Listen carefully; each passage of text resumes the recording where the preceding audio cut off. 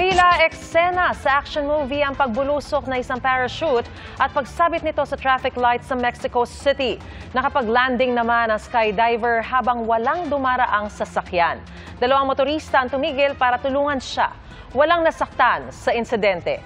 Humarap sa civic judge ang skydiver na kalaunay pinauwi rin matapos mapatunayang wala siyang naidulot na pinsala. Nasunog ang isang bahay sa Cordova, Cebu. Kabilang sa natupok ang labi ng isang babae na 3 araw nang pinaglalamayan noon. Ayon sa nasunugan, isa sa kanyang anak ang nakapansin sa pagsiklab ng apoy at sinubukan pa nila itong apulahin.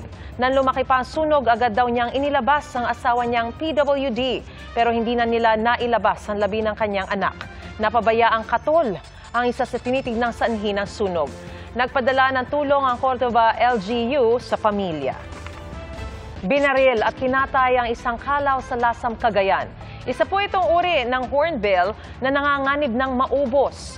Ayon sa Kaakibat Biodiversity Watch volunteer, airgun ang ginamit sa paghuli sa ibon sa kaniluto para gawing ulam.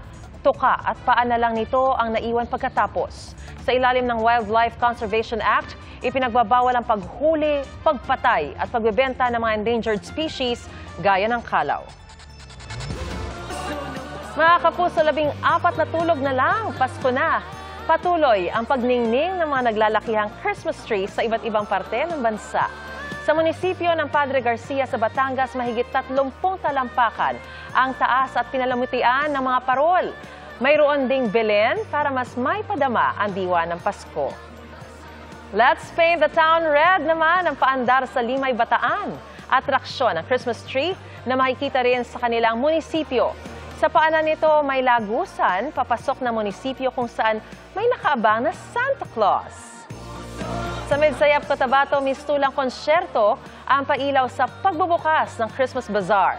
Tampok sa bazaar ang iba't ibang lokal na produkto ng mga lokal na negosyante. Mas pinaenggrande pa ang gabi sa isa na gawang pyromusical fireworks display.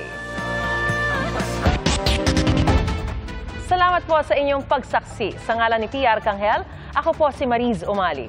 Para sa mas malaking misyon at mas malawak na paglilingkod sa bayan, mula sa GMA Integrated News, ang News Authority ng Filipino, hanggang bukas, sama-sama tayong magiging saksi. Mga kapuso, maging una sa saksi. Mag-subscribe sa GMA Integrated News sa YouTube para sa iba't ibang balita.